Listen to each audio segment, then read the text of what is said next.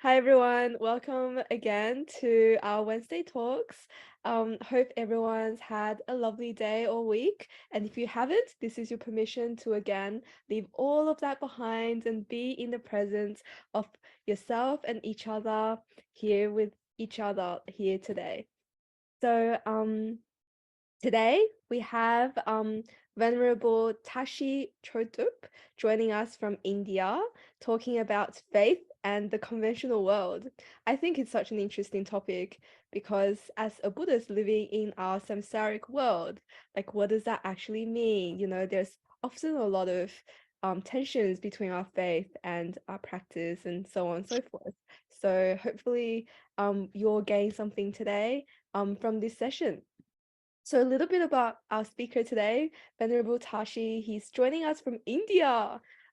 He's an old friend of ours. He's spoken at our center a few times, so we're very happy to have Venerable back again. So sorry, I think I mispronounced.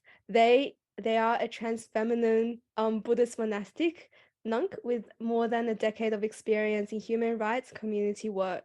They are a member of the Telangana State Government's Welfare Board for Transgender Persons. They work for Queer Trans Wellness and Support Center at Yunganta, Hyderabad. They are currently the national coordinator at the Foundation for Preservation of Mahayana Tradition. They are an executive committee member at Anveshi Research Center for Women's Studies and a core group member of the National Ecumenical Forum for Gender and Sexual Minorities at the National Council of Churches of India. They also engage with queer folks as a peer counselor. They are a fellow at the Salzburg Global LGBT Forum. Venerable is also one of the founding members of the Telangana Hirdra Intersex Transgender Summit and Queer Swabhimana Yatra.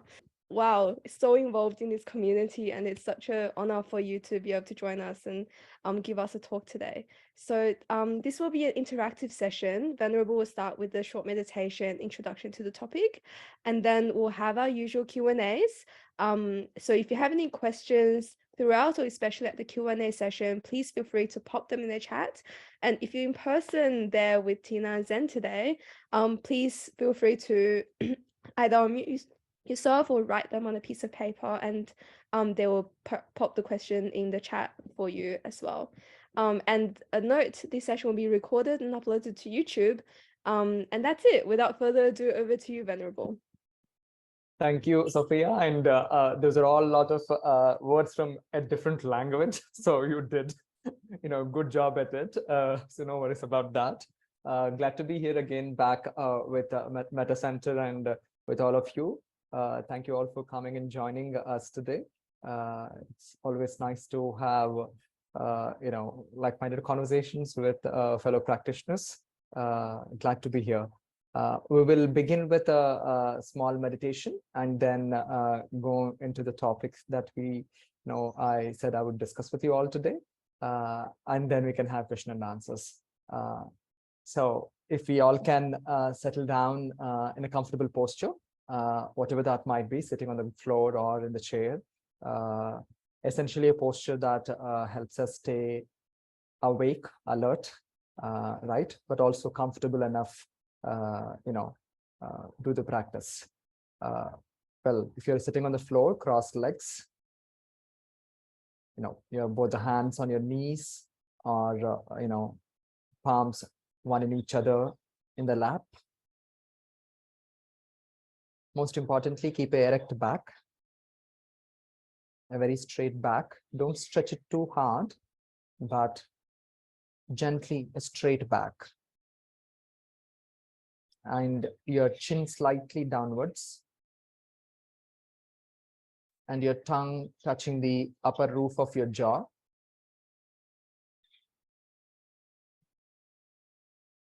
And gently close your eyes. Not too tight, but gently close your eyes. As you settle into this posture,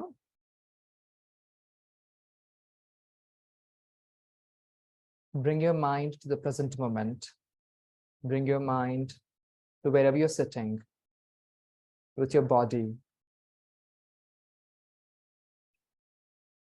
Bring it to the present moment.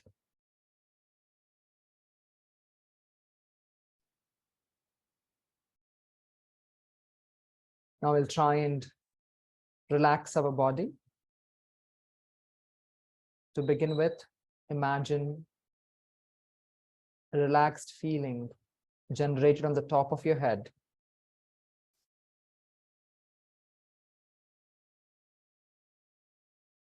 Now have this relaxed feeling travel down to the sides of your face, your cheeks, your nose, your eyes, your neck, relaxing your complete face.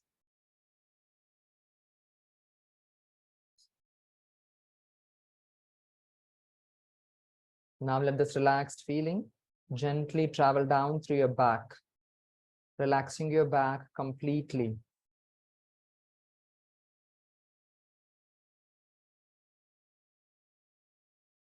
Having this relaxed feeling pass through your shoulders, your hands, your palms. Let them completely be relaxed.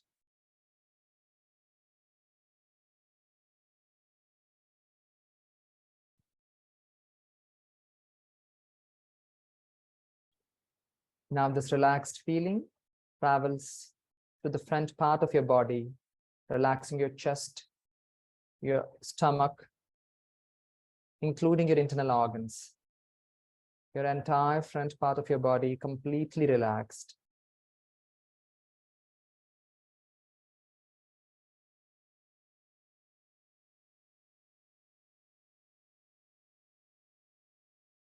Have this relaxed feeling travel down through your legs to the lower part of your body, all the way till the toes of your legs, relaxing them completely.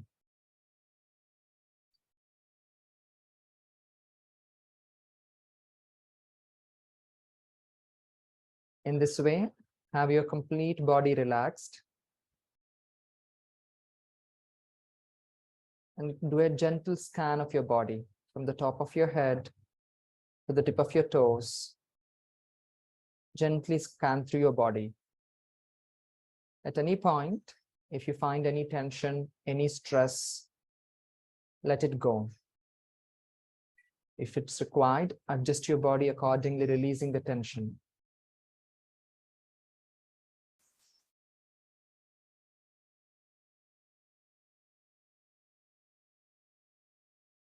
For the next few minutes, we'll try and keep our body in this relaxed posture to the best of our capacity. Now slowly bring your attention to your breath. Bring your focus to your breathing. You can place your attention right in front of your nostrils, feeling the sensation of breath going in and coming out.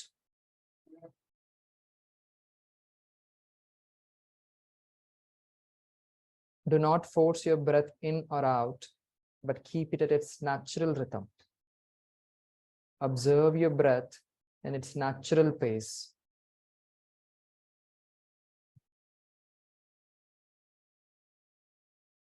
You can feel the sensation of breath passing through your nostrils, going down all the way to your lungs, and coming back from your lungs to your throat, to the nostrils, exhaling out.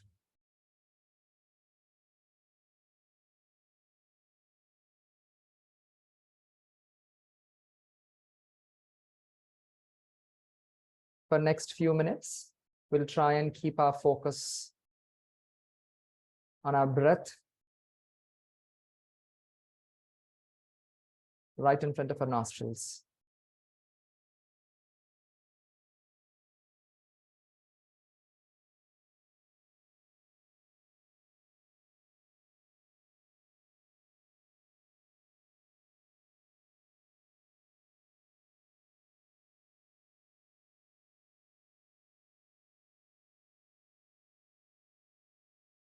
At any point you feel distracted by any of your thoughts, sounds, or tactile sensations, simply come back to your breathing.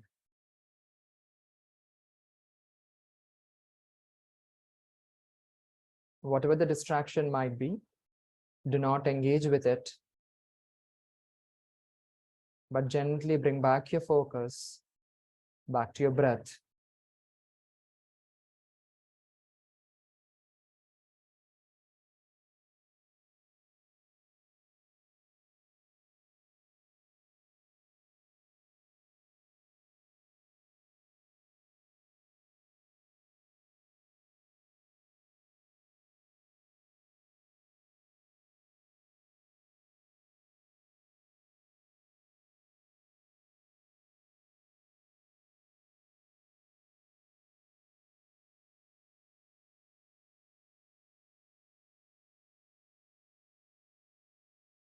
No matter how many times you're distracted,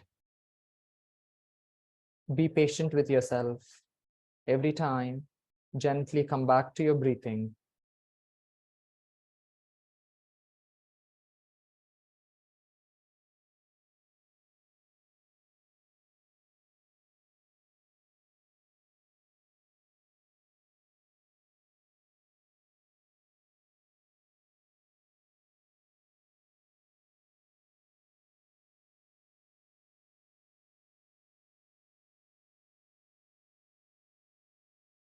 For the next few minutes, we'll try and remain focused on our breathing.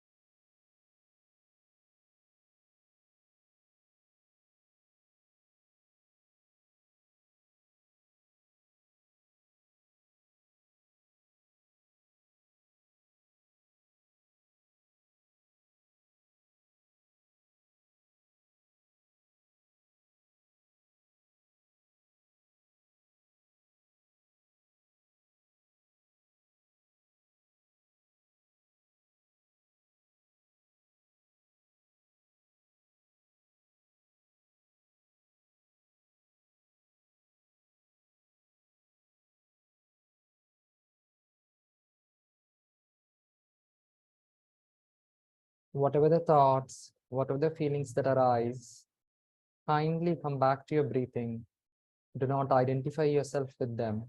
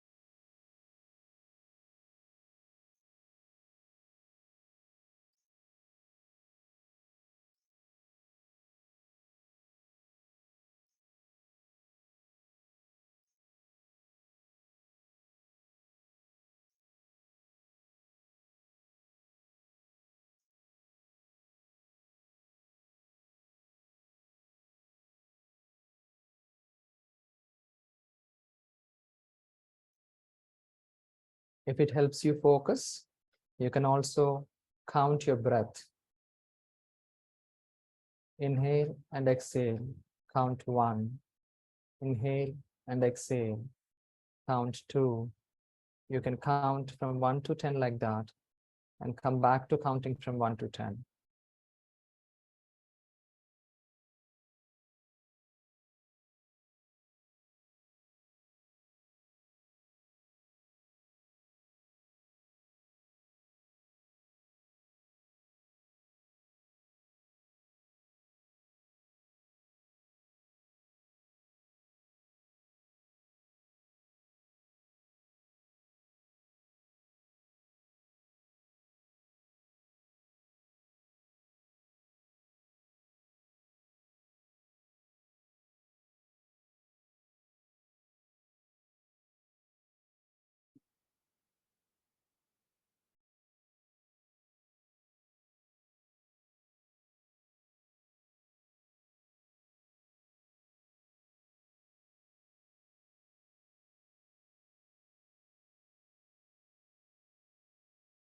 In this calm, stable state of mind, think about why you have gathered here this evening. Think about the reasons why you have come to this gathering. What was your intention? What were your reasons to be here?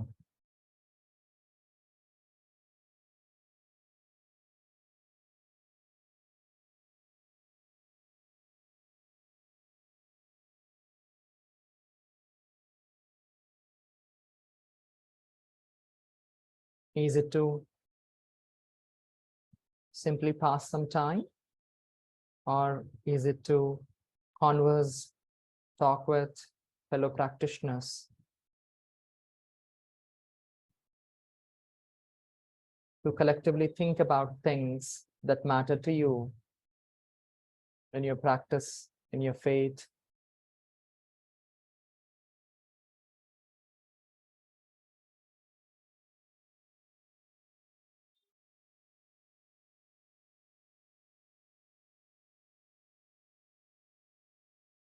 If that is the case, can this practice of coming together and thinking together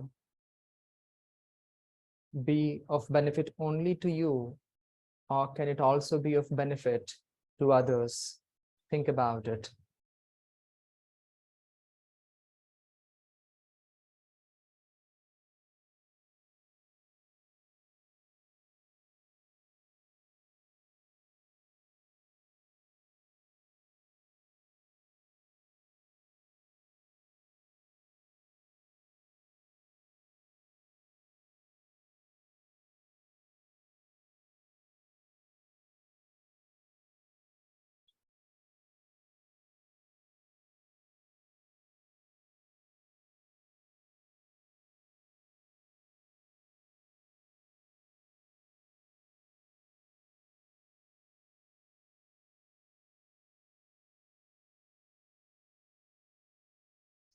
If you wish this to be of benefit to you and also to others, generate a strong positive motivation for being here.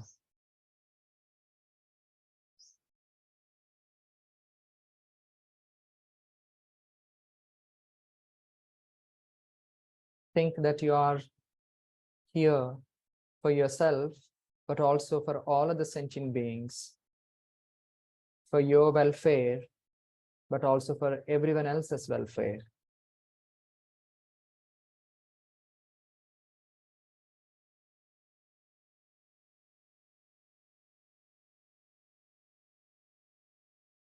Think that you're here for everyone's well-being, because your well-being is part of everyone's well-being.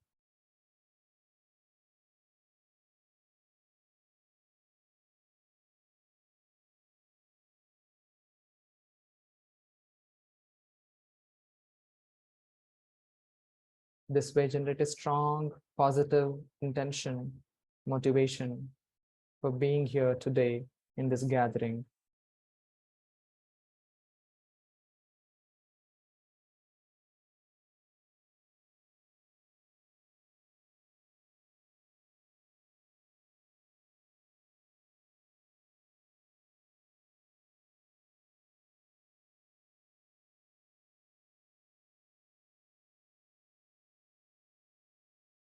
Whatever the motivation, whatever the intention that you arrive at, sit with it a couple of minutes. Let it sink into your body, your mind, your heart, your thoughts. Sit with that motivation, strengthening it, connecting it with your being.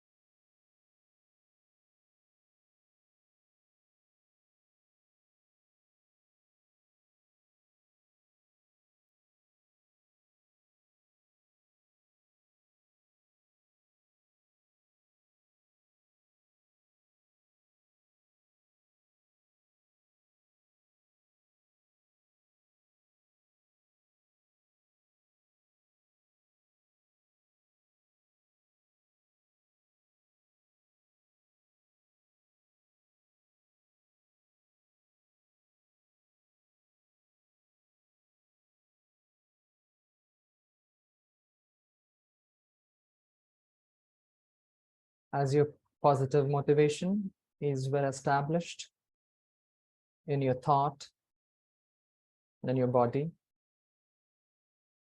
in your being, gently open your eyes.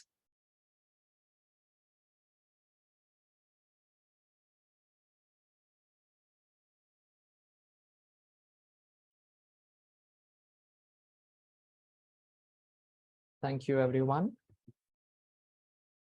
Before we get into the session, I'll just do a small refuge prayer. Some of you might be Buddhists and familiar that whatever practice we begin, one, of course, checking our intention and motivation, but also taking refuge in the three jewels, Buddha, Dharma, and Sangha. For me personally, it is important because those are the sources of refuge that I find my strength and the ability to keep going. I think also to remind ourselves that we are in the presence of three jewels wherever we are, whatever practice we are doing. So the prayer I'm going to do is in Tibetan. You all also can think of your own refuge prayer that you do with your practice, or if you're not a Buddhist, if three jewels are not what you seek in refuge, that's also fine. You can seek refuge in what matters to you. Your faith, your rational, your friends, your community, right? Because we all rely on multiple things to get going, to be able to do what we do. So a small refuge prayer, and then we move into the session. Sangye Shodang Shoki Chognam La Jangshu Badu Dagni Kapsu Chi Dagi Jinso Gipe Sonam Gi Drola Pancher Sangye Drupasho Sangye Chodang Shoki Chognam La Jangshu Badu Dagni Kapsu Chi Dagi Jinso Gipe Sonam Gi Drola Pancher Sangye Drupasho Sangye Chodang Shoki Chognam La Jangshu Bardu Dagni Kapsu Chi Dagi Jinso Gipe Sonam Gi Drola Penchir Sangye Drupasho. I go for refuge to the Buddha, to the Dharma, and to the Sangha, for the sake of all sentient beings, for all sentient beings to be enlightened, to achieve Buddhahood.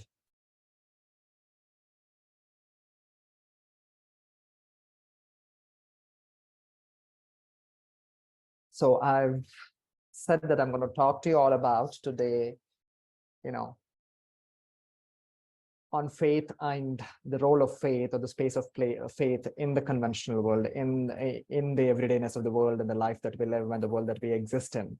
I did not say, this is something I've been thinking about for quite some time in my life, for a great part of my life.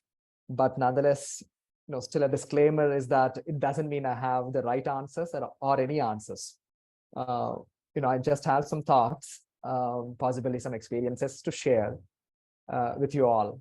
And hopefully we can think about it collectively in this gathering and also beyond this gathering.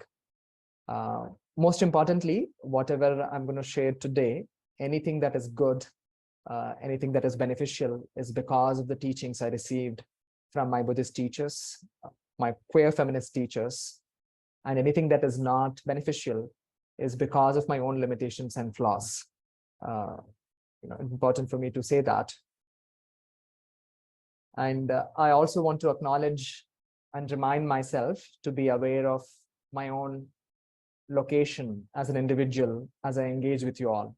I am born and raised in a family that is of dominant religion in India, and from an oppressor caste and middle class. So I recognize all my privileges, including caste and class privilege, and how these privileges have unfairly benefited my natal family and me for many generations, as especially my family for many generations has violently accessed power through these oppressive social structures, which have come to be our privileges, unfairly so. But yeah, I also want to recognize and acknowledge that as we begin. So coming to the topic today, when Sinsala asked me, what I would like to talk about, there are many things that I could think of, but at the same time, I was also not really sure about most of them for various reasons, of course. Then I thought, me being as an individual who exists one world that is a religious world as a Buddhist monastic, and the other world is the world of people's movements, human rights work, spaces as an activist.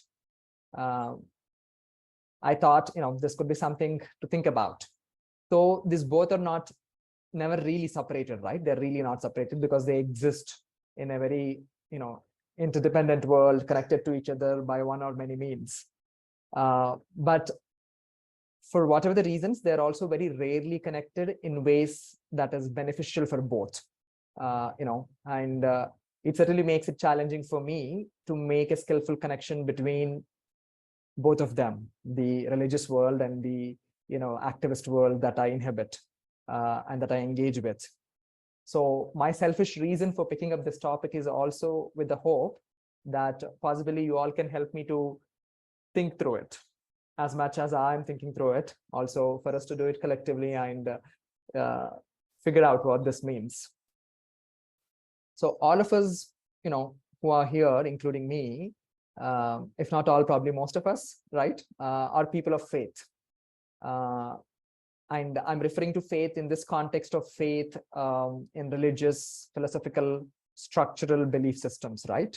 Whatever the religion that might be, whatever the faith system that might be, or the belief system that might be. Probably Buddhist or other religions, right? Of course, faith could also, in one sense, of course, faith is also about faith in religious structures and philosophies and belief systems, but also faith in feminism, faith in capitalism, faith in Marxism, faith in queer aspirations, faith in democracy, faith in science, and so on. These are also the places or things that people put their faith in. We as individuals do that, and as people, we put our faith in many things. And if it is about faith in feminism or capitalism or similar things, in a sense, it is to help make sense of the world that we live in, to work with it, to navigate through it. Of course, faith in queer feminism is about the larger good to the world, and capitalism, on another note, something else. I'm not going to get into that now. And faith in religious and philosophical, structures or belief systems is as much as it is also to do with our everyday life, the way that we live life in this world, but also largely to make sense of seeking larger answers to larger questions, right? About our existence in this world and beyond this world, afterlife, so on and so forth. Generally trying to figure out and seek answers for things that the rest of the conventional understandings and structures don't provide. For example, for me, as a queer child, growing up, faith in religion, right? Faith in religion or engagement with certain kind of mythology that I have access to was my safe haven. Like people would say, religion shouldn't be my thing. Someone of my age should not be really so much involved in religion. That was people were a little perplexed about it, but no one would also insist that I should not have it. Certainly, no one would insist on me doing boy-like things, because I'm male assigned at birth, be more outgoing, play with other boys, instead of being in my, being in a temple or praying or meditating. So in that sense, when I think in retrospect, my engagement with faith and religion as a child, it has been my safe haven, the way I engaged with it or the way I was drawn towards it. And of course, over course of time, my, and also, of course, important to remember for me, the religion that I'm born into, Hinduism, which has caste system for a long time. So the access that I had to this religion is also because of the dominant caste I was born in. Otherwise, I would not have had access to Hinduism the way that I had it. But eventually the relationship between faith, with faith and religion became deeper. And it became a kind of, an affair that is beyond safe haven, beyond for me to find safety, but also much more than that. Now I engage with my faith practices, as a Buddhist monastic, seeking personal liberation, which essentially is rooted in the collective liberation. Either way, our relationship with faith is often what we think is intimate and personal. We generally don't ask people questions about their faith because it's a private affair. It's an intimate affair. It's personal thing, right? We are very careful unless there's someone is very close to us. We don't really ask questions about their faith, their practice, religion, and so on and so forth. There's a clear boundary over there. As much as, yes, it is intimate and personal, I mean, I'm not saying it is not, there's no doubt about it. But the question I think one has to ask ourselves, right? We have to ask ourselves, it is as intimate and personal as it is, but, does it really exist outside, how does it exist? I mean, like, what does it become? I mean, like, does it exist outside the personal realm completely? And if it does, how does it? And can it really exist outside the personal intimate realm, right? And in case if we want to think about, let's say, our own personhood, our own being, our own self, it doesn't exist, in vacuum. The being, the person that in conventional world, this body and mind, it exists in this conventional world, wrapped in socio-political, cultural, economic layers of many realities and experiences, right? And in that context, can our faith be untouched by these aspects? As a faith that we embody as persons, can it really be not touched by all of these other aspects that we are so deeply entangled with at various levels? For example, if not my class and caste privileges, I am not sure if I would have actually I've gotten introduced to Buddhist faith, the way I did. And if not from my caste and class privileges, I don't think I would engage with Buddhist faith the way I do right now, or the way I see it, the way I perceive it, is so much informed by many other locations and spaces that I occupy as an individual, as a person, as a social political being.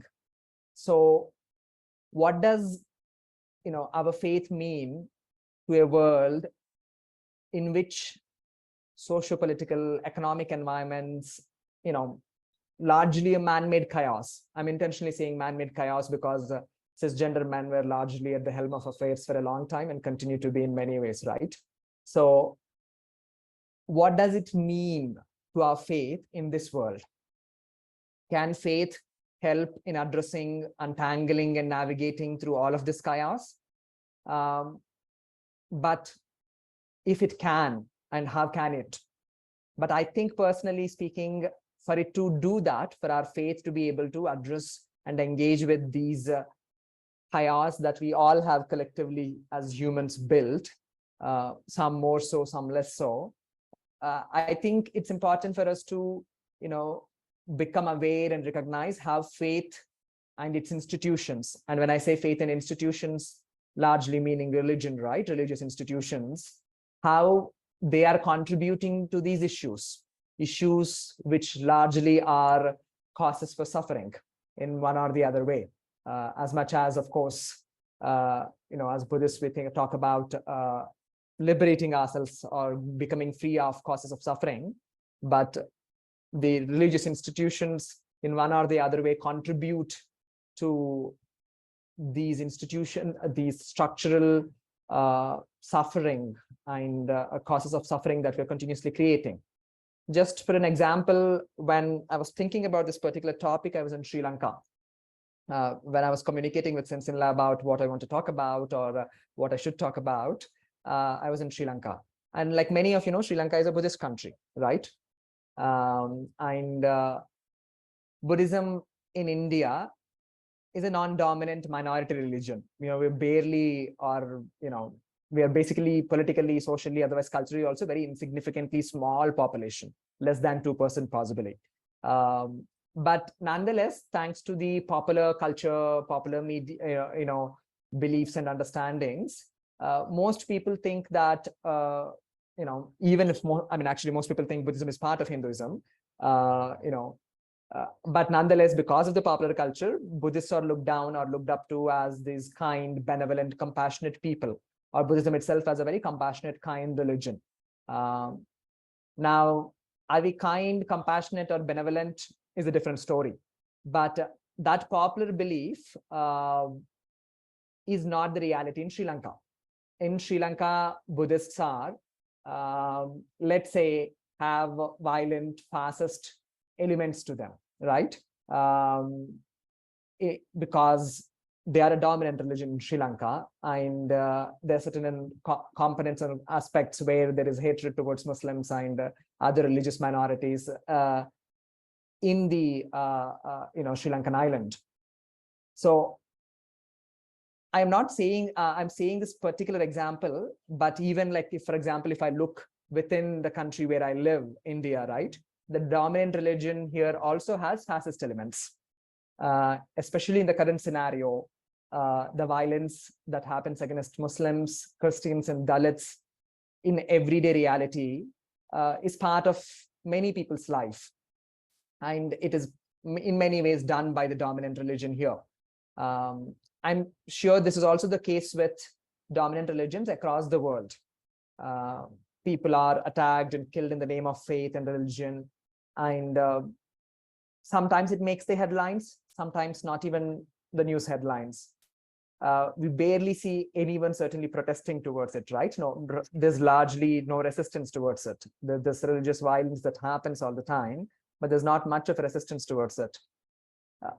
It often something that wonders me, if murders of fellow humans don't really move us, I think it should really scare us how far we have come as human civilization, right? But also I think the fear should be necessarily not of a paralyzing kind, but a fear that should be of something that wakes us from our sleep. So faith and its institutions, whether we agree or not, in a sense, whether we see it or not, whether we recognize it or not, have done a great amount of harm, historically speaking, whether through patriarchy, through casteism, through racism. Religion and religious institutions, faith institutions, have contributed a lot towards these, prejudices, biases, which generally ended up harming many marginalized communities, women, queer people, Black people, people of color across the globe.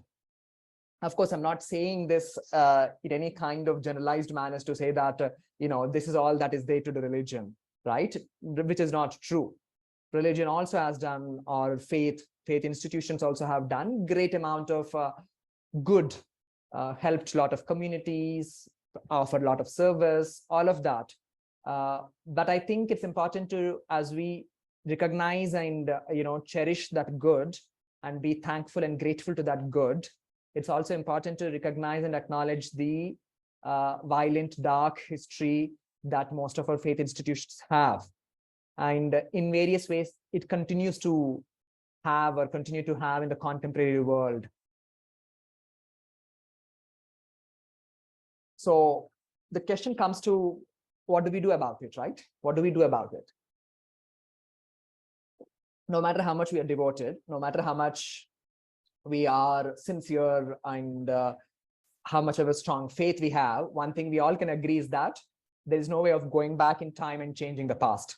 There's no way of going back and undoing all the harm that has been done. I mean, it's just simply impossible, no matter how strong we are in our faiths, right? So, but the question comes to is that what can we do now? What does it mean to us in the current day world? So what do we do about it? And at least if we cannot go back in the past and change, can we, to begin with, recognize the past, acknowledge the past and the harm that our faith and faith institutions have caused, and generate a sense of regret, generate a sense of remorse, right? To begin with, at least, because that sense of awareness and recognition can itself be a good place to begin with, because the lack of that sense of awareness is deeply problematic, I think, and deeply harmful, because it continues the harm, it perpetrates the harm, and it simply goes unchecked.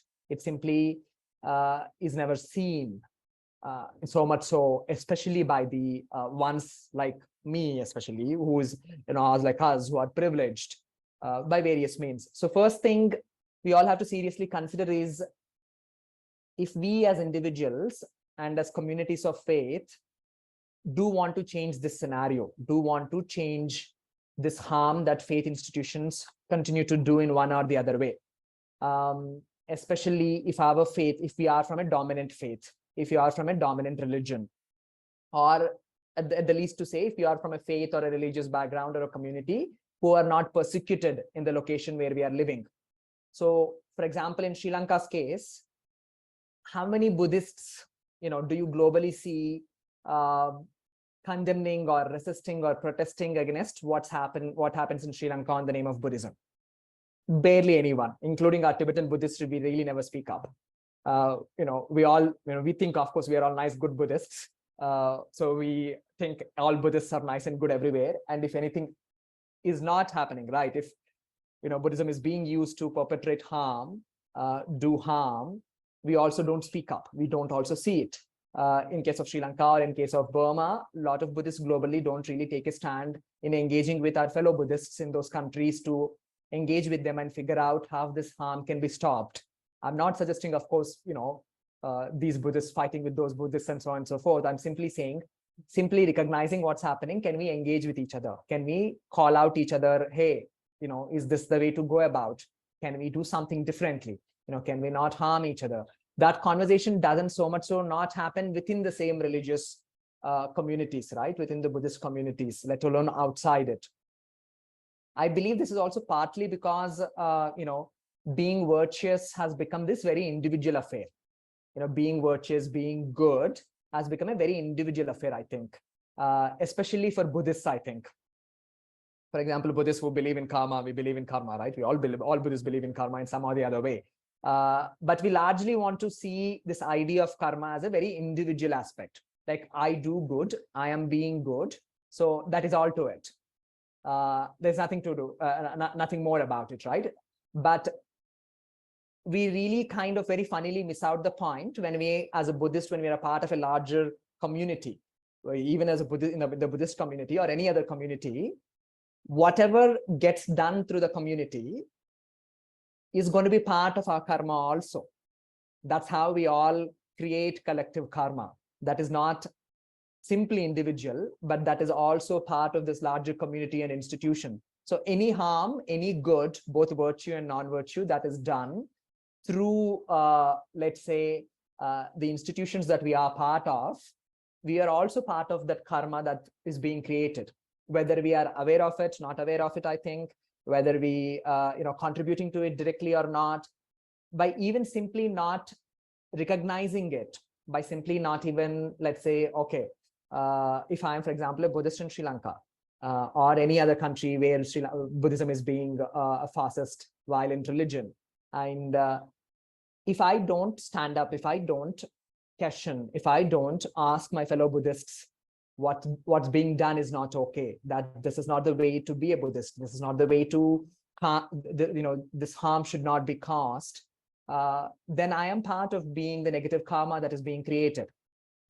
Whether I, by simply not condemning the harm that is being created. And this is the case with all institutions, I think, because we individually are good people, I think, because I don't think anyone wants to wake up early. I mean, at least most people don't want to wake up every day in the morning thinking, oh, I want to be bad, evil person today. I want to go and do harm to someone. We don't. It's an exhausting affair. We really don't. Individually speaking, we are actually, I think, in many ways, mostly nice people, right? Because individually being evil, harmful, malicious is very, very exhausting. It's very, tiring. But as a collective, as a group of people, I think we don't really recognize and see the harm that we cause, especially when we are part of structures that are oppressive in nature, structures that are violent in nature. In this case, particularly religion that we're talking about, right? And every faith basically has some principles, when we think about it, right? Christianity, Buddhism, whether 10 commandments in Christianity or the precepts that we take in Buddhism, we all have certain kind of principles that the religions we live by. And mostly, of course, the religions say don't do sin or don't do non-virtue. To put it in a slightly more simpler terms, it says that don't harm yourself and don't harm others, basically, right? Don't harm yourself, don't harm others. But something as simple as this is so difficult, often to figure out or to live by, thanks to samsara, which basically is, of course, our ignorance, which is created by ignorance. So we are good at recreating samsara so creatively that faith, which, for example, Buddhist faith, if you take, we are talking about how to become free of suffering. We are constantly, everything that we talk about and do about is how to become free of suffering for ourselves, for one's own sake, but also for the sake of everyone else, for the sake of the larger world. But we are so ignorant in samsara, I think even something as faith, right? I mean, not just Buddhism, right? Whether you take Hinduism, whether you take Christianity, every religion is constantly in some or the other way, by one or the other means, is talking about how to be happy, how to be good people, how to be happy people, how to be nice to each other. And somehow that just simply doesn't get translated into our everyday life, no matter what. Because I think the crux of the problem is we, in all our creativity of our ignorance, we use the very faith that is supposed to pave path for us to move away from suffering, to move towards happiness. We use that same very faith to see how can we create, more suffering. By various means we do it, I think. We have been doing it for a long time, I think, including Buddhism, no exception, I think. Buddhism, which is supposed to be also something that should be liberating you from suffering, the very Buddhist structure, right, the religious institution is also used to perpetrate suffering or create suffering, create more causes of suffering.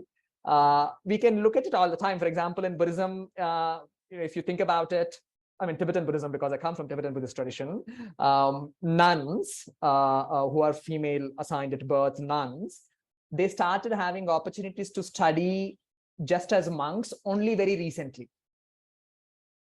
They did not have an opportunity to study as monks for a long time. They were ignored, they've looked down upon because they are a female gender, they are lesser gender people, all that, right? And this is all done in the context of faith.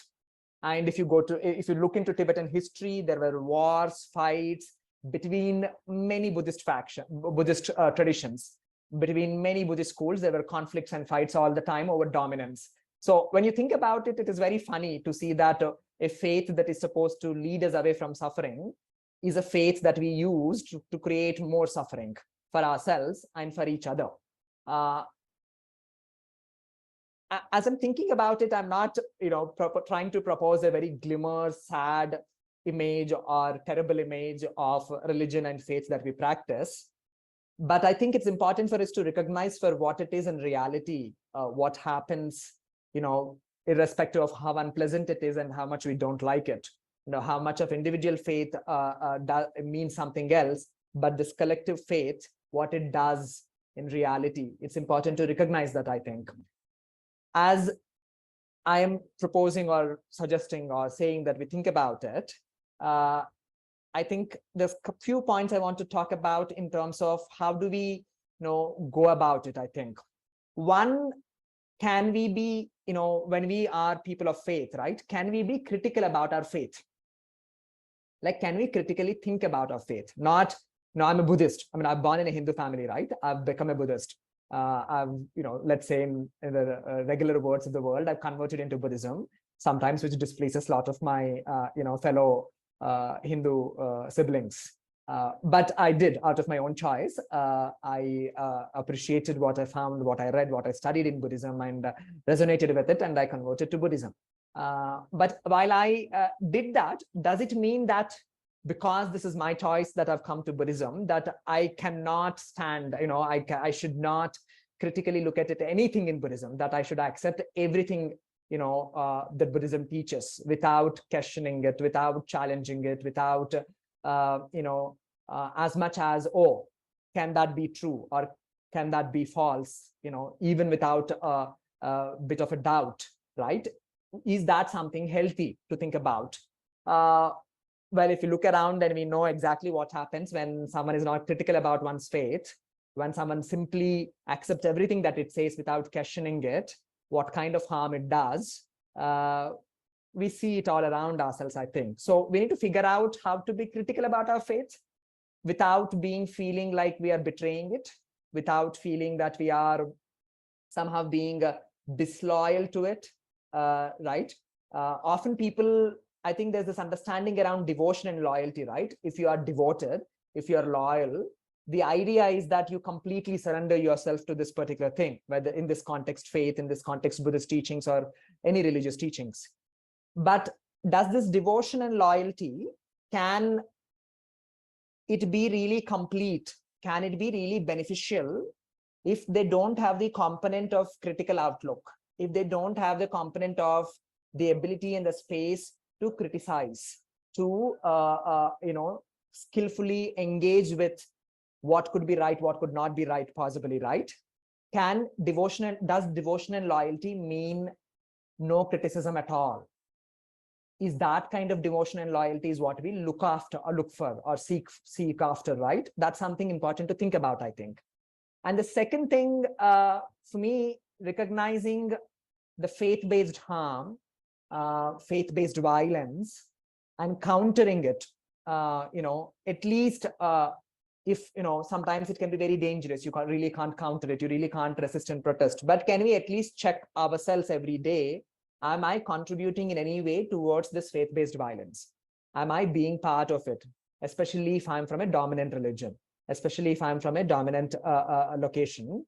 Can I constantly try and be aware if I'm trying to contribute towards the faith-based violence and faith-based harm that happens in our world every day?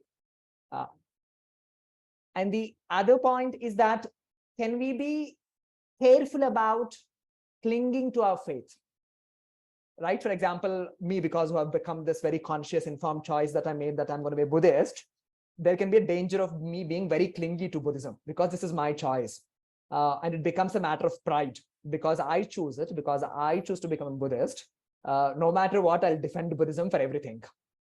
That, even for a religion that teaches detachment, attachment to the religion can be quite a problematic matter, I think.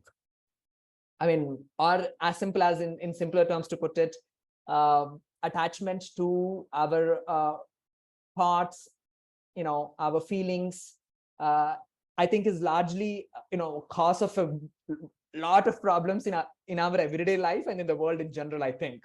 Because like, for example, I mean, in the kind of area where I work, there's always, a bunch of diverse group of people. There's a lot of difference of opinions.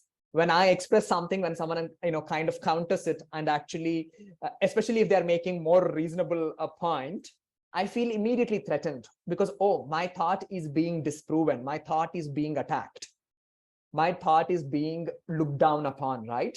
So I'm immediately get into this mode of very protective, defensive mode of I want to defend my thought. Even when I recognize, what the other person is saying actually is more sensible, more rational than what I'm proposing. But I want to defend my thought because it is my thought. So that kind of clinginess towards my thought, if you can imagine that, I mean, this is something I think we all experience every day.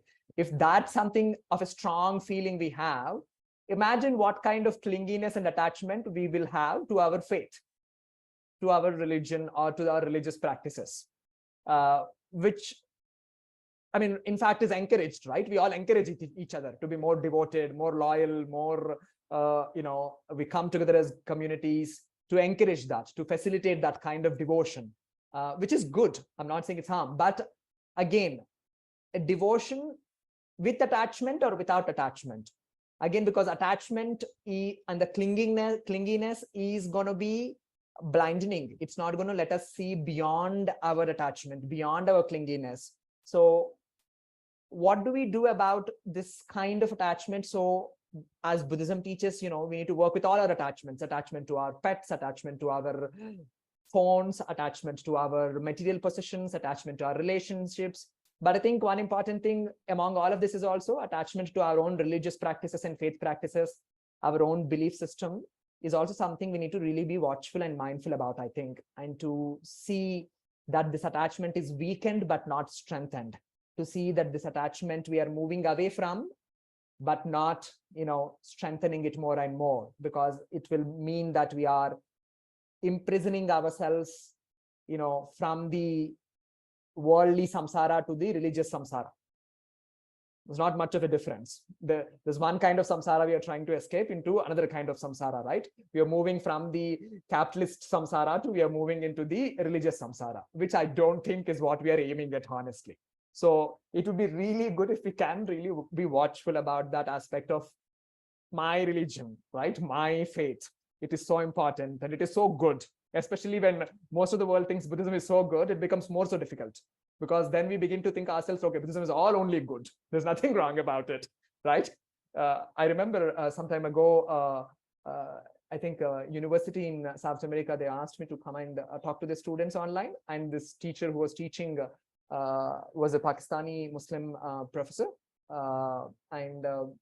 When we were talking, she was like, I was finding it very difficult to teach my students how Buddhism is not all about love, kindness, peace, and all that, which is really, really difficult, because as a religious institution, historically, of course, it has all these wonderful teachings, but it also has something more than that, a lot more than that. Some things, which are also problematic in nature, right? Difficult and harmful in nature. So it's important if we could do that ourselves, right? If we could do that ourselves, whatever religion we practice, Christianity, Hinduism, Buddhism, if we can recognize and do it ourselves, if we can criticize our own religion comfortably, right? If we can see its own flaws and limitations comfortably, when someone else is going to point out fingers to us, we are not going to get defensive. We won't get defensive because we already have seen it. We already acknowledge it. We already recognize it, right? That means we basically are, when someone points out fingers, hey, yes, that's right. Let's see how can we change it. Can we work together? How can we change it? Instead of saying, oh, no, my Buddhism is precious and, not mistaken, nothing wrong about it. I would say, oh, no, I agree with you. There are some things that are not okay. Can we work together to change it? And that is a good place to be, I think. It is actually, if anything else, if it is the best thing that we can do for our own faith and religion that we practice. Instead of denying the reality, if we can accept for what it is, we will do more good to our own faith community, our own religious communities, because we are taking it away from harmful aspects. In fact, if anything, I believe it is our job to do. If I am actually a true Buddhist, if I'm a committed Buddhist, my commitment also means correcting, recognizing, acknowledging the flaws, and also trying to work to change those flaws or rise above those flaws as a Buddhist faith community, right? So little bit sense of awareness about the clinginess to think about. And then the other one I can think about is that how can faith practice, especially again, Buddhism, because I'm Buddhist, not be limited to our cushion, prayer and meditation. I'm sitting in a cushion right now here, very comfortably, talking nice things, all things, but probably that are, in some sense helpful. But what happens when I get out of this cushion and, go 10 feet forward or get out of this room, right? What happens to whatever I'm speaking here today, whatever I'm sharing with you here today? Does it come with me wherever I'm going, or does it not? Right? We all, of course, like I said, mostly are well-meaning, well-intended people, right? But it is still often very difficult to take our practice from our cushion to the everydayness, especially so if it has to help others, right? Especially so if it is to stand for other people's rights, to defend other people, to protect other people, to provide safe space to other people. Probably in this component, when I think about it, one, of course, we have faith. We have our well-meaning intentions, motivation, and all that. We all have our practices and all that. But moving away from our cushion to be able to keep our practices, to be able to engage with our practices outside, our cushion, outside our altar, outside our practice, right, requires a bit of courage. And faith without courage probably is of no good, right? It doesn't really serve much of anyone's purpose, not even my own, right? For example, if you think about it, in Buddhism, we talk about looking in, looking within, right? Looking inward, looking into our own mind, looking into our own afflictions. And even looking into our own afflictions requires a lot of courage. Especially, I'll tell you my own example again, right? Of course, when I started practicing Buddhist practice, but till then, when I started reading Buddhism and practicing Buddhism, till that point, I used to always think, oh, I am this very nice person. I do not have anger. I do not have jealousy. I do not have all these very problematic stuff what all other people have. I'm not joking, right? This was really seriously my attitude. And probably externally, visibly, I'm a nice person. Probably I am, right? There's one, I'm giving myself a benefit of doubt, I am. But once I started reading, once I started practicing, then that means I'm suddenly becoming aware, more than anything else, I'm suddenly becoming aware of my angry self, which I always told doesn't exist. My jealous self, which I always told that doesn't exist. And now it's a very uncomfortable scene. Like, oh, this is not me. I am seeing some other person. This is just not me, simply. And at that moment, to be able to face my own afflictions, my own self, required a certain amount of courage to tell that this is not the end of it. Facing these afflictions, recognizing these afflictions is not the end of it. There's a way forward, right? And that belief and faith required courage.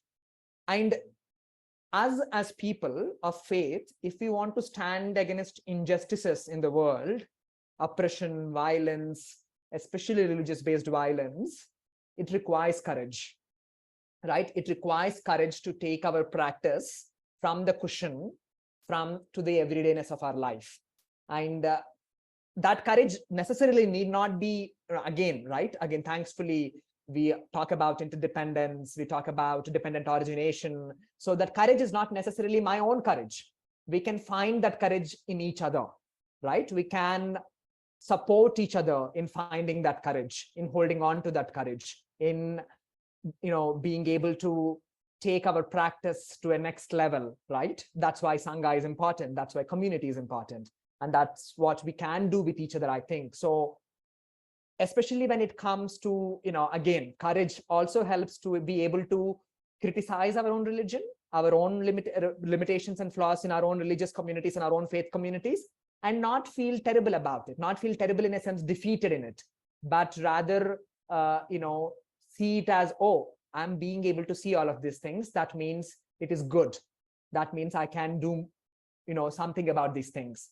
So that little bit of courage component, if we can constantly, keep in our mind, think about it, try and find various means of developing that courage. Again, courage is also not going to come automatically, some kind of magic. Think about it, it's not going to appear, right? One has to develop relationships, friendships, sense of community, to be able to find that courage, to be able to, manifest and realize that courage, to be able to ultimately use our faith, benefit others, use our faith, benefit ourselves, but also help other people, especially other people who are at risk, especially who are, kind of subjected to violence and discrimination, right? And the other one, of course, the other popular thing in Buddhism is that we don't see problems as problems. We see problems, especially obstacles, as opportunities, right? We see obstacles as opportunities. We're all trained, we're all taught. If there's an obstacle coming up, see it as an opportunity to practice, which is very true, which helps in many ways. It helps me living among lay people, doing the work that I do. Every obstacle, looking at it as an opportunity, is greatly helpful. But then the idea of, sometimes not being able to see the problem as simply as a problem. Sometimes problem is, that's it, simply a problem. Don't make anything else out of it, right? Sometimes when there is discrimination happening, when there is violence happening, that's all it is. You need to, do something about it. You need to contribute towards, weakening it, stopping it, resisting it. Don't try to make it something else in some sense, right? And otherwise, it's not going to, we will find justifying stories. We'll tell stories ourselves how to justify, oh, this is happening because of karma, past life karma. Oh, this is happening, but this is their opportunity to purify. Oh, this is happening, but this is their opportunity to practice patience. We can use and tell ourselves all kinds of stories. But sometimes, especially if we are in the privileged place, if we are not facing the problem ourselves, I think it's very important to see the problem as a problem and engage with it as a problem, to address it, to solve it, instead of in any sense romanticizing it into anything else, right? So that, and especially because, right, if we engage with faith critically and try and address the problems that it is contributing to, that it is in some sense even sometimes source of, I believe we can build faith practices and communities that are rooted in justice and fairness, right? Which is a very, very, very important, especially in our contemporary world, I think. And then we can actually skillfully think about, all other problems, poverty, war, other kinds of things. We can think about how religion can contribute, how faith can contribute in changing these things, addressing these things. But to get there, I think we have to begin at our home being our faith practice, our home being our own religious community. Oh, are we doing any harm to begin with? Are we the dominant religion? Are we the oppressing anyone, by knowing or unknowingly? It's good to begin there, to move towards and see how faith can actually help contribute solving the world's problems, whether it is a climate crisis, whether it is poverty, whether it is war. But it's good to really begin at home, is what I believe. And the work, that I kind of engage with, basically, right, that kind of I do in Hyderabad with queer people, trans communities here, is really not simple and straightforward in any sense, right? Especially in a society where queer people, trans people are extremely still very marginalized, oppressed, discriminated against, met with a lot of violence. But I'm thankful and I'm able to do the kind of work that I do because of my teachers, my friends, my faith practices, and all of that. But as a queer trans person myself, if I do not recognize the harm that faith institutions and religious institutions have caused queer trans people and continue to cause, right? If I don't recognize, if I don't vocally talk about it, there is no way my Buddhist self, my queer self can actually coexist, right? Coexist in a manner that is actually helpful to each other. And it's important for me, for this coexistence, to actually acknowledge the reality as it is, what Buddhism is and what queerness is, and not really make anything else out of it, right? I can, in a sense, if anything, critique, if I critique Buddhism, if I critique Buddhist faith, it helps me, or if any of us critiquing our faith basically means we are forging new relationships with our own faith in a new light. Critiquing our faith essentially doesn't mean we are severing the relationship, but rather we are reinventing and rebuilding a new relationship in a new light, I think. And that's important for us to remember. And then, of course, in some sense, Buddhist thought today in my practice helps in my queer aspirations, in the way I work with the community, to think about community building, community organizing, how do we come together, how we can use Buddhist tools of meditation and so on and so forth. It really helps me. But at the same time, my queerness also helps me engage with my Buddhist faith, to critique it more skillfully, more, in terms of addressing dogmas and discrimination within Buddhist communities, right? Essentially meaning faith doesn't exist in a bubble, right? Faith really does not exist in a bubble. As much as, we want to sit into our Buddhist temples, gompas, on the cushion in front of our altars, but faith really doesn't exist only in these spaces. Any attempts that we do in trying to limit faith only to these spaces will be only be a failure. It's not going to be anything more than a failure. Our faith institutions are also important to remember, especially when I say our faith institutions, our religious institutions are not some pure institutions, right? They are not some pure things. They have tainted history. They have dark histories. Go back in time, even in the present time, there's a plenty lot that is dark in our faith institutions. They're not really pure. And our attempt to sanitize them and kind of present them as this pure, non-flawed, non-mistaken things is not really skillful, I think. So my proposition is, let us engage with our faith institutions in all their complicatedness, in all their messiness, in all their chaos as they are, right? Only then, we can do some good. I mean, only then the religious institutions also can do some good to, people of faith, but also people of larger world. Only then I think religious institutions can be a piece and a tool, an institution of peace and justice. Otherwise, it will be just an institution of faith, mostly oppressive in nature, which is again not really great. So if our faith does not do good in the conventional world, if our faith cannot do good in the conventional world, I don't think our faith can do any good going anywhere. Afterlife, Tushita heaven, or Amitabha Pure Land, we can go anywhere. If our faith is not doing good in our current world, it is not going to do any good anywhere else, I think. I think that's important for us to remember. So it is important for us to practice, to see that our faith is a faith of responsibility, right? It's a faith of responsibility towards socio-political, economic matters as well, not simply, our own individual well-being and feeling good and all that.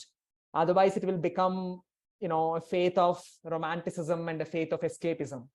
And that's something we don't want, I think, because there are enough institutions in the world that are misleading, enough institutions in the world that are creating suffering. If we don't want our faith institutions to do the same, we should not turn them into some spaces of romanticism and escapism, but spaces where we meet reality, where we face harsh realities of our own faith institutions, and where we find courage and strength to change, to challenge, and to build new world within our own faith institutes, I think. I'm done. Thank you. Thank you, Venerable. Wow, what a conversation. I feel very inspired after your talk. Starting from, I guess, the talk about, like what's happening in other countries, to how that relates to our own practices, clinging of conventional world, and etc. So many great ideas there. Thank you. So now we're going to move into questions and answers. So if anyone online have any questions, please pop them in the chat. And for those in person, again, please feel free to write them on a paper and give Zan or Tina. Or if you'd like, there might be a way for you to also speak directly in the camera. I'm not sure. But yeah, so please let the questions come. I'm sure there's so many of them. So thank you, Venerable Tashi, for your illuminating talk. Many things to think about. It seems to me the core of the problem is that us ignorant worldlings are using faith and religion to suit our ignorant, defiled minds, as opposed to the other way around, which is have the faith and religion helping us developing wisdom and letting go of this defilement. Any thoughts on this? I mean, exactly. I mean, what you said is 100% correct. I think all of us do it. I mean, I mean, ironically, I think we might not even know it, right? We might not even recognize that we are doing it, because we often, many of us with well-meaning intentions, seek out faith, any faith, trying to find answers, right? Trying to be this better person, trying to be this good person in some sense. But faith itself, it's something, it gets continuously shaped in our everyday world. Faith doesn't simply get shaped in my own heart. It does, but again, my heart and mind are getting shaped in the world. That means my faith is ultimately getting shaped in the world out there. It is continuously getting altered, shaped, revised, and reformed and recreated so many times in the world out there. And the world out there, as we call it, samsara, right? For a matter of fact, we know is not, easy space. At the same time, it is not a fair place. More than anything else, it is not fair for many of us. It is not fair for women. It's not fair for queer people. It's not fair for trans people. It's not fair for religious minorities. It's not fair for Black people. That means the entire system operates on certain framework that is oppressive in nature, to one or the other. In different locations and different people are oppressed, that's a different story, but it is generally oppressive in nature, and that's how the entire system accesses power. And faith, as an individual affair, yes, but also we have built something around the faith called religion. We build an institution called religion around faith. And I think religion, unfortunately, I don't think any religion is really exception in this case, is slowly becoming devoid of faith, because it has become a place of power. It has become so much more about a place of power and access to that power rather than faith. So faith is slowly being pushed out of religious spaces as power takes its place in terms of operating the way it operates. And again, I'm not saying religious institutions necessarily do it consciously, right? But because we are not mindful of other structures and systems in the world, this is the kind of the religious institution we are also building, I think. End of the day, of course, everything comes back to our own ignorant mind, our own defiled and afflicted mind. One, of course, it's important to look into the individual self, right? But when we are engaging, especially with the oppressed communities, communities that are discriminated against, communities that are suppressed, then in that case, it's important to look at the institutional scenarios, I think, because individual scenarios over there probably might not be helpful, because they're going to burden the people who are already burdened. So in that context, it's important to look at the institutional setups and frameworks. In our case, our religious structures. And if people of faith can actually start questioning our religious structures, I think they will behave well. I think they'll be more careful. Right. Yeah, that's really powerful. And actually, yeah, Tina, I think I can say that. Tina said, what a powerful talk and message. Thank you for speaking out, Venerable Tashi. Um, she also asked, is spiritual bypassing an example of this? Spiritual bypassing involves using spiritual explanations to dismiss or avoid complicated emotions or psychological issues. Oh, very much, isn't it? We are also good at it. We are getting so good and better at it, I think. Yeah. Unfortunately. I mean, I remember recently one of our very dear teacher, my own teacher also, Lamzo Rinpoche, passed away, a couple of weeks ago. And then, of course, in the Sangha, I'm here in Hyderabad, away from my Sangha, but we are talking otherwise, right? And it suddenly struck me, how do Buddhists grieve? Because we are supposed to be these people who understand impermanence, death, and so on and so forth. How do Buddhists grieve? A close teacher of yours, your Root Lama, has just passed. Would people feel comfortable crying? Right? Would people feel comfortable actually grieving? Instead of simply, oh, this is impermanence, everyone dies, our teacher just manifested impermanence. Instead of saying, of course, all of that is right, true, right? I'm not saying no to all of that. But is there also space for grief, right? Because it's important to recognize our own emotions. Because Buddhist practitioners, meaning we are practitioners who are learning. We are not our Buddha yet. So that means there is going to be grief. So how do we acknowledge it? How do we make space for that grief, right? So I'm not even talking about the ability of making space for bigger, larger things out there. I'm simply talking about making space for our grief.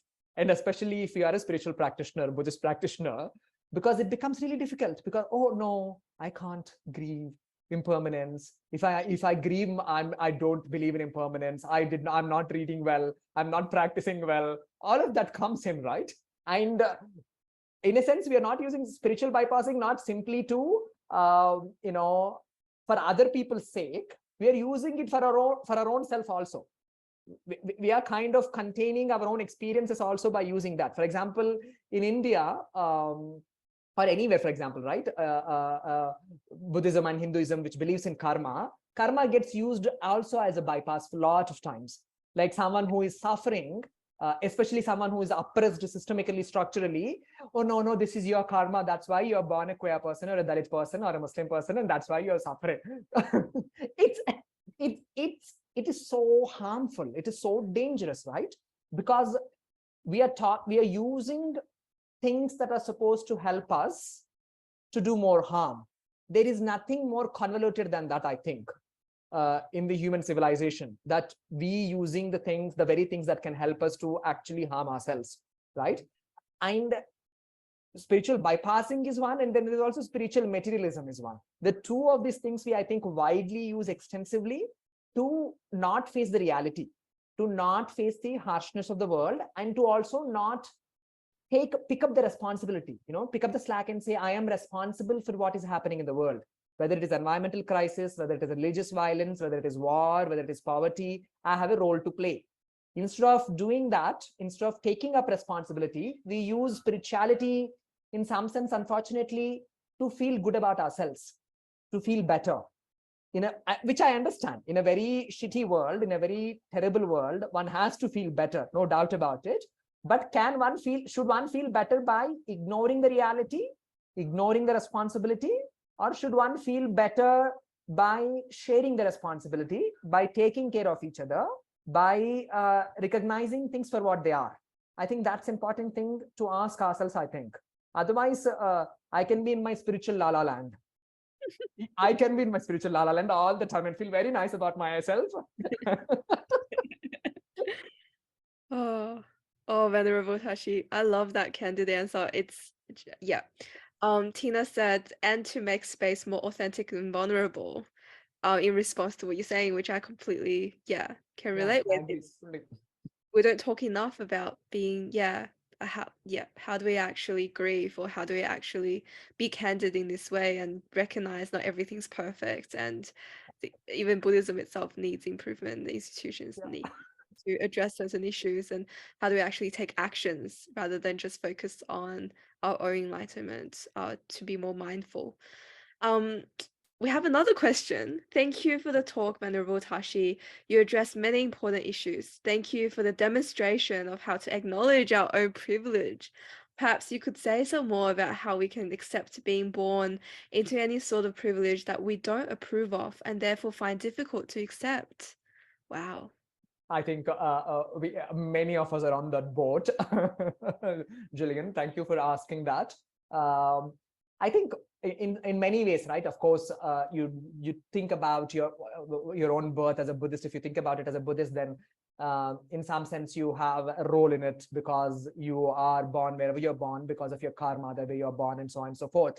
But then again, looking at it as an individual lens is going to limit us to think about our own selves and our own karma. But looking at the larger world, the way the world operates, the world exists, is also because of our collective karma. The way that it is shaped, where some are privileged and the other are oppressed. We might not have, let's say, okay, for example, I am born in an upper caste family. I'm born in a dominant caste family. And for last 3,000 years or more so, people from the dominant caste, oppressor caste in India have been terribly, extremely violent towards Dalit people and oppressed caste people, exploited their work, exploited their resources, and my family's everything is built on that, right? My family's resource, wealth, privilege, everything is built on that.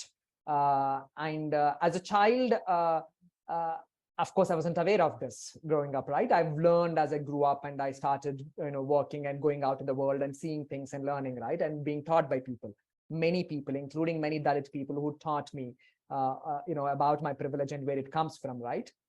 Which should not be the case. I should have known it better, but I didn't.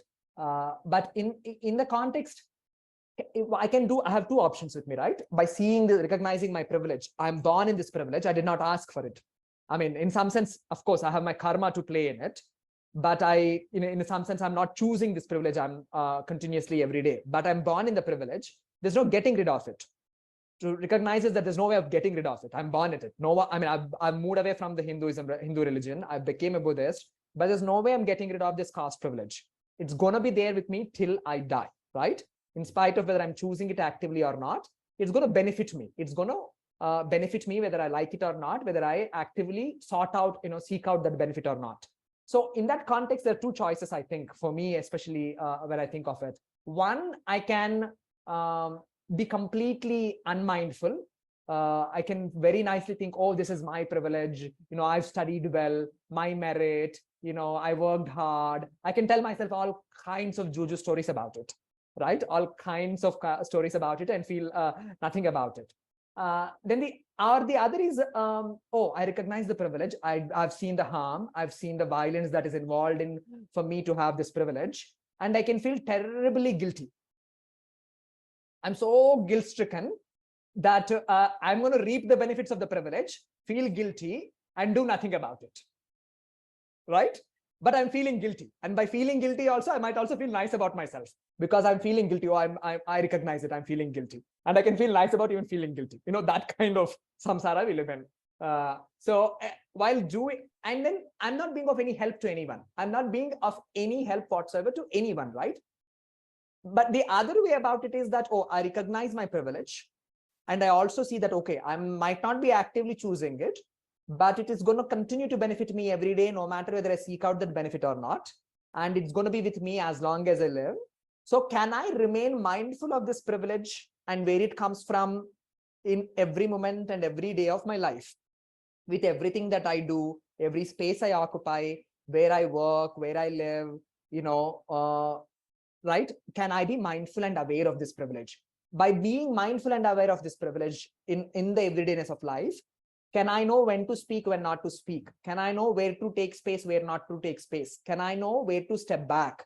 Can I be mindful in terms of not contributing to the systems and structures that build this privilege? Right? If it's already there, there's nothing I can undo of it right away, but can I not contribute further towards it? Can I do something about it? Can I learn more about my privilege and figure out more ways about, not strengthening it, but rather, breaking the systems of oppression? Can I use my privilege for that? Right? Can I use, like, for example, if I'm a Buddhist in this country, or if I'm a Hindu in India, where Muslim people are constantly under attack, Muslims are constantly under attack, right? Many times they might not be able to take stand for themselves. Many times it might be very risky for them. Can I use my privilege and step in and actually provide comfort, care, and also protest on their behalf where they cannot do it themselves, right? That, I think, if we can think about privilege in those terms, then there's some good in it. I mean, it can do some good, right? It might have come from a violent past and history, but in the contemporary time, it can do some good and at least not continue to perpetrate any harm, at least in some, if not fully, in whatever the best way possible. I hope it makes sense. Thank you. I hope that made sense to you too, Gillian. And I hope I said your name right. But yes, we are at time, 8:32 actually. Oh, Gilliam replied, "Thank you, Venerable Tashi. That was a wonderful response." We're at time, and what a wonderful talk today. It almost is like a wake-up call to all of us Buddhists. Like, our practice is not just about peace and happiness, it's about acknowledging what exactly is happening in our everyday life and being mindful with our actions and how that impacts people, and mindful of our privileges and how we can use that for ours and for others' benefits as well. And just, think outside of ourselves when we think about alleviation of suffering. Very thank you for this candid conversation, candid talk, um, Venerable Tashi. So before we wrap up, would you like to do a closing dedication, Mary? Sure, Yeah. sure. I think, well, it goes without saying that without, whatever coming together and having these conversations, I think is important in all our communities. I think we need to do more at community level, at our own local level, talk more difficult conversations. We might not know exactly the answers, but if we are well-meaning, well-intended, if we are, okay to make mistakes and learn, and if we can have these conversations more, because these conversations I think are important, not just for our own intellect and feeling good about ourselves, but good for the larger world that we live in. So we dedicate the merit and the virtue that we have accumulated today in our conversation, in our gathering, for the benefit of all sentient beings, for all the wars, for all the pandemics, epidemics to come to an end, and especially the pandemics and the epidemics that are created by the structural systemic oppressions such as caste, race, gender, sexuality, ethnicity, so on and so forth. For all discriminations, all violence, all oppression come to an end, for all beings to realize their full potential to benefit themselves and to benefit each other, for us to learn and figure out how to collectively care for each other, take care of each other, in a sense that where we are good at caring for each other, that we don't need to care for ourselves anymore, that we are so good at at taking care of each other. So dedicate all the virtue and merit for us to be kind, loving, compassionate beings, but also truthful, honest beings, seeing reality as it is, people of faith, but also people of justice and fairness, right? We dedicate all of this merit for all of this to manifest into reality in this world and in every world. Thank you. Thank you, everyone, very much. Thank you, Venerable, and thank you, everyone. Before we go, quickly, we have really quick notification or like announcements. We have another Wednesday session next Wednesday with Venerable TM Hof Pum on unpleasant realities of life and Four Noble Truths. So it's about unpleasantness in our lives. And then next Tuesday, we have again the free 5-week yoga course in person with Yvonne Dang. So that's between 6:15 to 7:15 on Tuesdays. And the Wednesday talk is again from 7 to 8:30. Thank you again, Venerable, for joining us. And thank you Thank you, everyone for everyone. joining us today. Hope it Take was a fruitful session and we've all taken something from it. We had very many thank you messages for you, Venerable, for your courage in Thank these you, everyone. difficult but important conversations. Very inspiring and eye-opening. Thank you, Venerable. Truly insightful sessions. Sadhu, sadhu, sadhu. Thank you, everyone. Please take care. Have a good night. Bye-bye. Have a good night, everyone. Bye.